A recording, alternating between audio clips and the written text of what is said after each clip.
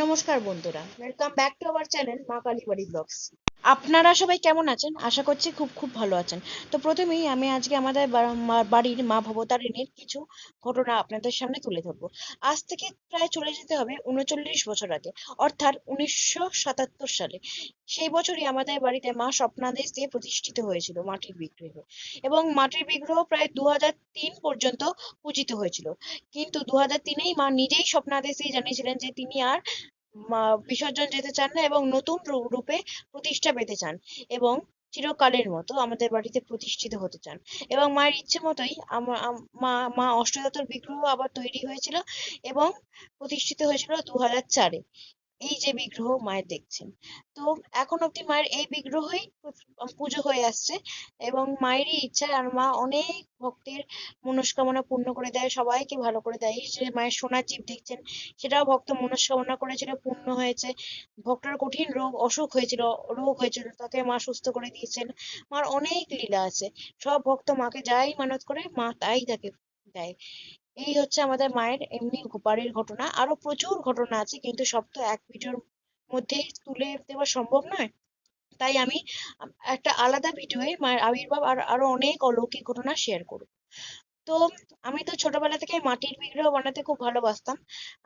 তো আমার ছোটবেলা থেকেই মা দুর্গারও ছোট্ট প্যান্ডেল করে আমার বাবা বানিয়ে দিত। আর আমি না সেই মূর্তি মায়ের পুজো করতাম। বাইরে পাওয়া যায়, এই একটা ফটো শেয়ার করে দিলাম। এই বিগ্রহটা আমি অনেক এই বিগ্রহ আমি নিজের হাতেই বানিয়েছিলাম। তারপরে আমার পিতলের মূর্তি মায়ের প্রতিষ্ঠা হয়েছিল মা দুর্গার, এবং আমি এই মূর্তির নাম নিয়েছিলাম মা জগদীশ্বরী। এবং মা ২০২২-এ প্রতিষ্ঠিত হয়েছিল।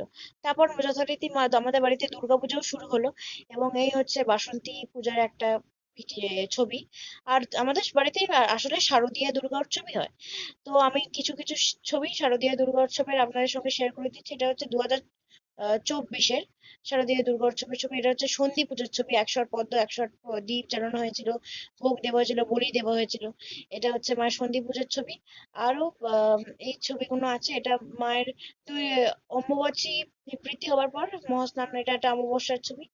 তো এরকম ভাবে আর মাও লীলা করেন। মা ফুল দেন, মানে হাত পেতে পুরোহিত মশাই ফুল যায়, মা কিন্তু এরকম ফুলের লীলা দেখায়।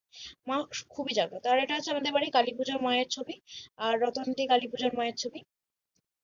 এবং আজকের ভিডিওটা এই অবধিই রইলো বন্ধুরা। আশা করি আপনাদের সবাই এই ভিডিওটা খুব ভালো লেগেছে। এবং আমি আরো অনেক গল্প মায়ের আপনাদের সঙ্গে আস্তে আস্তে ভিডিওর মাধ্যমে তুলে ধরবো।